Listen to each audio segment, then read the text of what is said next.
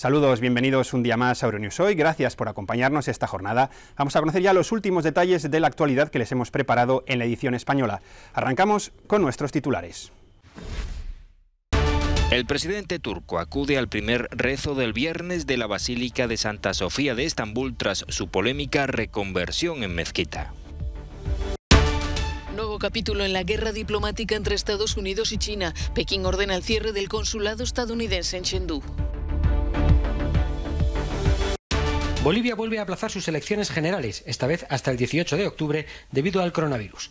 Jeanine Áñez será presidenta interina al menos un mes más. Una plaga de langosta con un enorme potencial destructivo es la última batalla del presidente Nayib Bukele en El Salvador. Desde este viernes la mascarilla es obligatoria en los comercios ingleses, siguiendo el ejemplo de países como Francia o España alertados por el aumento de casos de coronavirus. A falta de un año para el teórico arranque de los Juegos Olímpicos de Tokio 2020, la celebración de los mismos vuelve a estar en el aire ante la actual situación mundial y su impredecible futuro inmediato. Un regalo a la humanidad de la República Laica Turca la convirtió en museo en 1934. Hace unos días, el presidente islamista moderado Recep Tayyip Erdogan la reconvirtió en mezquita en medio de una fuerte polémica. La Basílica de Santa Sofía de Estambul ha acogido su primer rezo del viernes, un acto al que han acudido miles de fieles musulmanes, incluyendo el propio Erdogan. Hasta 1453, cuando Constantinopla cayó en manos del Imperio Otomano, fue el mayor templo de la cristiandad, por lo que su reconversión levanta ampollas en muchos cristianos, incluido el Papa Francisco. Pero tal vez a quien más enfade sea a la vecina Grecia, que sigue con celo el destino del patrimonio bizantino de Turquía, su enemigo histórico, un país con el que, a pesar de ser su socio en la OTAN, mantiene frecuentes encontronazos. Los expertos están preocupados por la conservación del monumento, ya que su reconversión se ha hecho a toda prisa y puede provocar daños irreversibles en esta joya del arte bizantino que es patrimonio de la humanidad. Nuevo capítulo en la guerra diplomática entre Estados Unidos y China. Pekín ha ordenado este viernes el cierre del consulado estadounidense en la ciudad china de Chengdu como represalia después de que Washington clausurara el consulado chino en Houston. La tensión entre las dos potencias está adquiriendo apariencia de guerra fría. La administración Trump insiste en acusar a China de espionaje y robo de propiedad intelectual. En ese contexto, el FBI ha detenido a 3 investigadores chinos y busca a otro que presuntamente está refugiado en el consulado chino en San Francisco por haber mentido supuestamente en su solicitud de visado al no mencionar su vinculación con el ejército. Para Mike Pompeo, todo esto es la consecuencia de una situación insostenible. China es cada vez más autoritaria en su país y más hostil hacia la libertad. Y el presidente Trump ha dicho basta. Estados Unidos no puede seguir ignorando las diferencias fundamentales, políticas e ideológicas entre nuestros países. Estas imágenes muestran presuntamente a los empleados del consulado chino en Houston quemando documentos, algo que no es raro cuando una delegación diplomática se clausura de forma precipitada, aunque Washington dice que este era el epicentro del espionaje chino. Esto ocurre en el marco de una pugna entre los dos países por la hegemonía tecnológica y comercial. Para el diario China Daily, el presidente estadounidense busca réditos electorales al presentar a China como agente del mal y responsable de la pandemia de COVID-19 a 3 meses y medio de las elecciones presidenciales en Estados Unidos.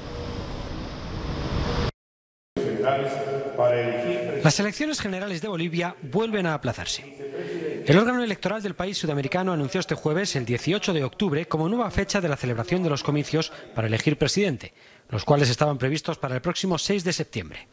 Anteriormente ya habían sido aplazados de mayo a septiembre a causa del coronavirus. Bolivia busca nuevo presidente desde el pasado mes de noviembre, tras la renuncia de Evo Morales, acusado de fraude electoral. Su sustituto al frente del MAS, Movimiento al Socialismo, Luis Arce, y el expresidente del país y líder de Comunidad Ciudadana, Carlos Mesa, son sobre el papel los favoritos, por delante de la actual presidenta interina y candidata de la coalición Juntos, Jeanine Áñez. Todo ello en plena pandemia del coronavirus, con más de 64.000 contagios y 2.300 fallecidos, según cifras oficiales, que han hecho prolongar un poco más la batalla por el poder en Bolivia.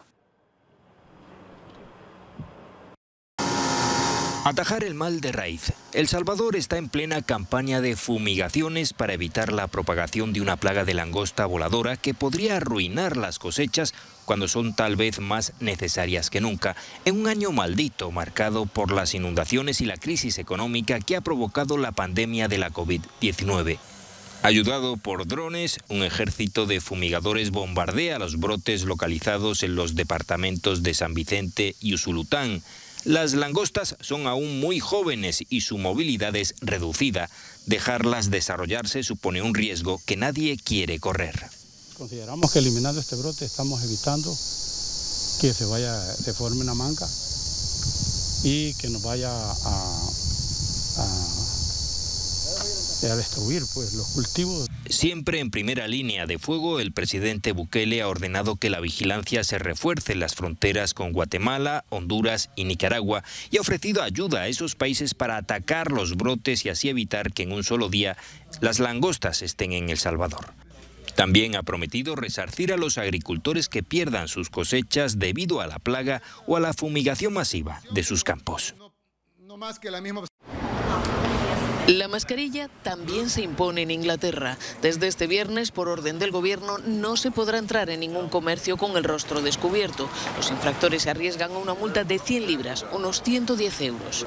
Esta misma semana, expertos advirtieron ante una comisión parlamentaria de que el Reino Unido no volverá a la normalidad para Navidad, como asegura Boris Johnson.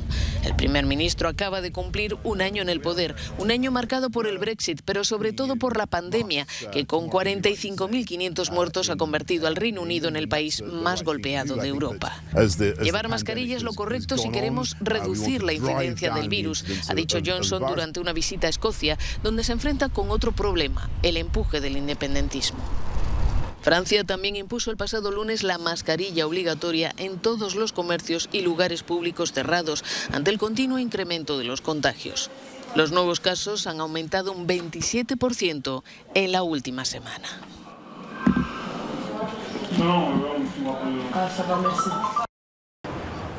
Seguridad, sol y playa. Es todo cuanto piden muchos de los turistas de toda Europa que visitan España.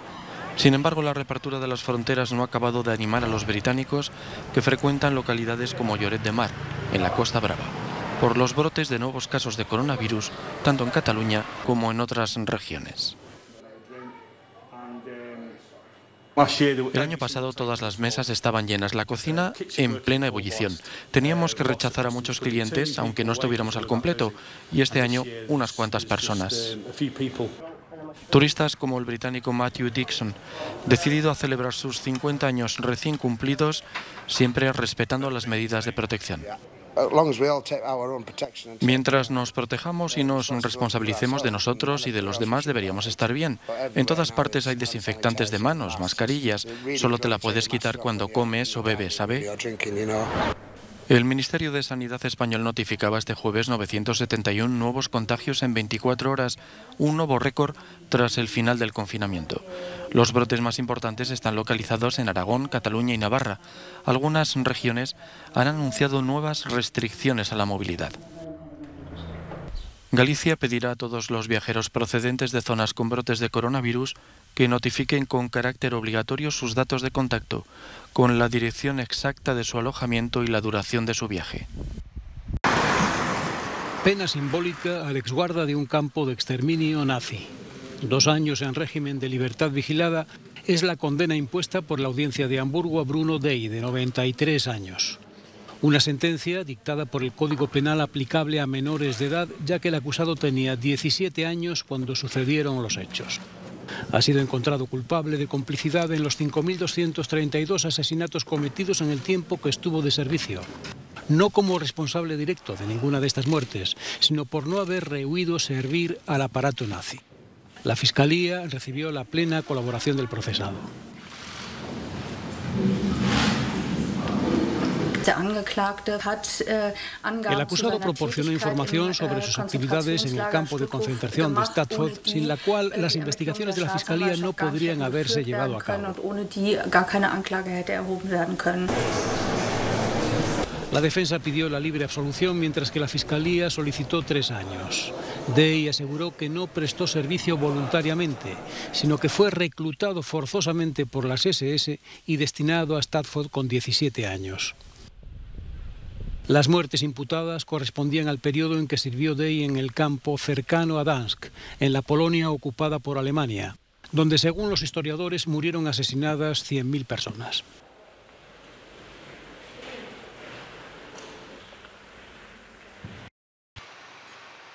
La condición de asilado pesa como una losa sobre Mohamed.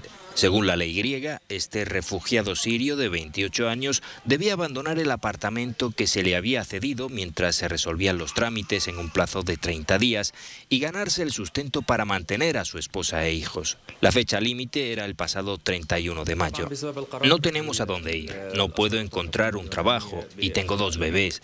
Los trámites llevan tiempo. Todavía no tengo mi carnet de refugiado. No queremos que nadie nos alimente para siempre, pero no podemos empezar una vida nueva de la noche a la mañana. Necesitamos apoyo y orientación. Mohamed quiere ir a Alemania, donde viven sus padres y ahora le envían dinero para que sobreviva. Otros refugiados son menos afortunados. Nadie les esperaba en Grecia con la mano tendida y terminaron durmiendo al raso en una plaza en el centro de Atenas. Tenemos nuestro carnet de identidad, pero no tenemos dinero ni un lugar donde vivir. Las autoridades griegas no nos aceptan en los campos aquí en Atenas. Tengo problemas para dormir. Aquí no hay baños, no hay duchas. Todo esto es muy malo para mí. Las autoridades griegas argumentan que no se puede institucionalizar a los refugiados y que esto tiene que cambiar. Las ONG replican que el Estado no quiere integrarlos en la sociedad y practica una política desalmada e injusta. Las políticas de integración tienen un principio, un intermedio y un final, pero aquí no. Hay programas de vivienda y de ayuda en efectivo, pero desconectados y sin continuidad. Cuando acaban, la gente cae en un vacío, en un agujero negro.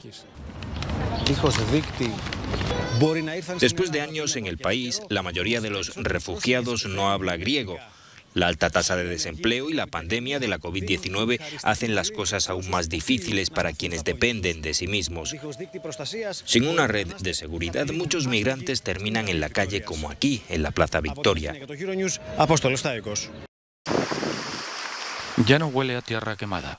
El paisaje de la costa oriental de Ática, en Grecia, va cicatrizando las heridas de los violentos incendios que asolaron la zona hace ahora 2 años. Localidades como Mati o Kokino Limanaki intentan pasar página rehabilitando las casas que fueron destruidas por el fuego. Al menos un centenar de personas murieron. Sus vecinos acaban de recibir el Plan Especial de Ordenación Urbana que inicia su trámite de exposición pública. La gente en Mati piensa que se tiene que intervenir cuanto antes en la planificación urbana, sin perderse en los pasillos de la burocracia, para que la zona sea segura y puedan vivir sin temer por sus vidas. El nuevo plan prevé, entre otras medidas, la apertura de pasajes hacia el mar. Se trata de evitar los errores del pasado porque durante la tragedia las vías de escape hacia las playas no estaban señalizadas como ahora.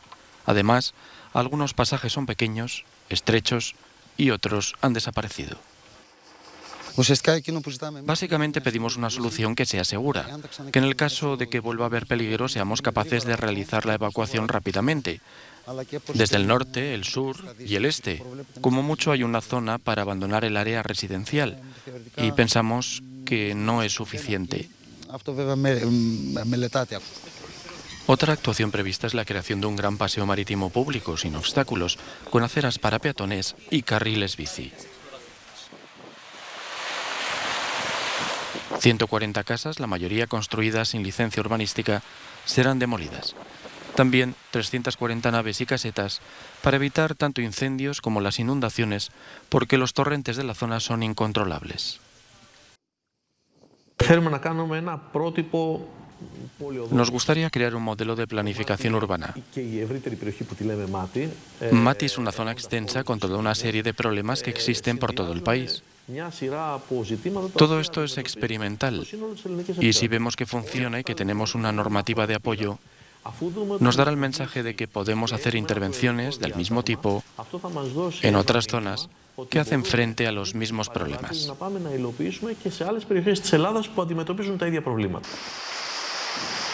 Todo para volver a empezar sin repetir los errores del pasado. Los techos azules, simples lonas para cubrirse de la intemperie, se han convertido en Puerto Rico en el símbolo de un fracaso.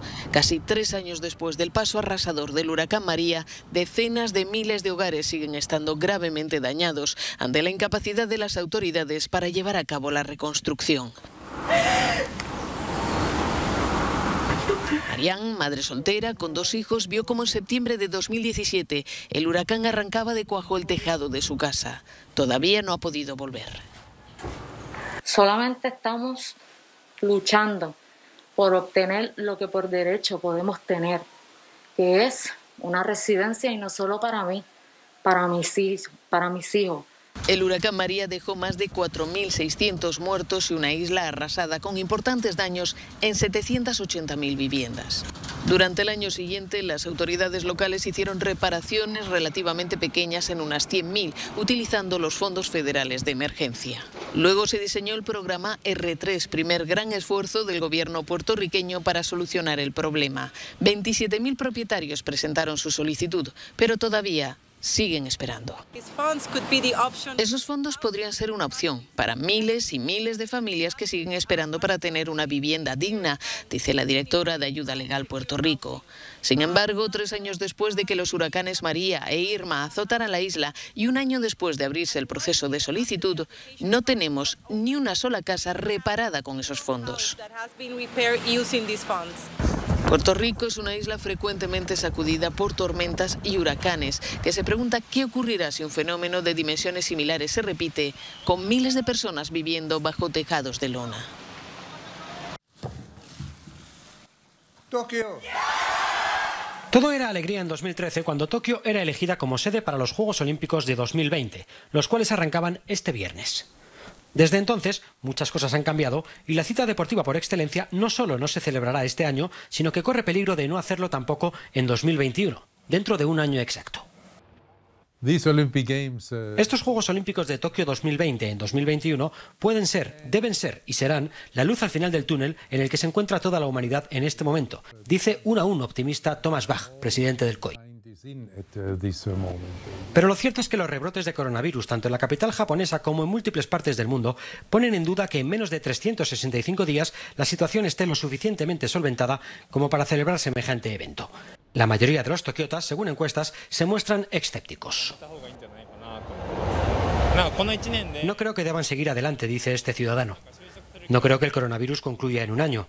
Ya hay otro anfitrión de los siguientes Juegos Olímpicos, así que espero que puedan volver a considerar Tokio como anfitrión de los siguientes Juegos Olímpicos. Algunas voces autorizadas hablan ya de unos juegos diferentes, más sencillos, los cuales permitan el cumplimiento de las normas anticoronavirus. Lo que sí está claro, dicen desde el COI, es que en el peor de los casos no habría nuevo aplazamiento, sino directamente cancelación. Deportistas, espectadores y patrocinadores están muy pendientes, y es que hay mucho en juego. Su nombre es sinónimo de fado. Portugal celebra este verano el centenario del nacimiento de Amália Rodríguez, voz y embajadora de su país durante los años de la dictadura de Salazar. Un papel que le fue reprochado tras la revolución de los claveles, pero que hoy nuevas revelaciones matizan. La cantante apoyó financieramente a la resistencia comunista a lo largo de su carrera. Era conservadora y católica, pero sobre todo valoraba la dignidad humana. Un personaje dual que si viviese hoy en día sería autora de memorables frases que generarían GIFs en Internet todos los días. En cada entrevista habría media docena. Hay entrevistas suyas increíbles de los años 60. Descubrí entrevistas con mucho fondo, con espacio para explicar las cosas en el archivo de la radio, explica este autor de un documental sobre el artista. Con tranquilidad, con espacio para explicar las cosas no archivo de radio. Nacida en Lisboa, en el tiempo de las cerezas, en el seno de una familia humilde, Amália Rodríguez conquistó al mundo con su voz. De la Olimpia de París a los escenarios de Moscú, su idioma era la música y la saudade no tiene fronteras. Dicen que su secreto era que interpretaba cada canción como si fuese la primera vez.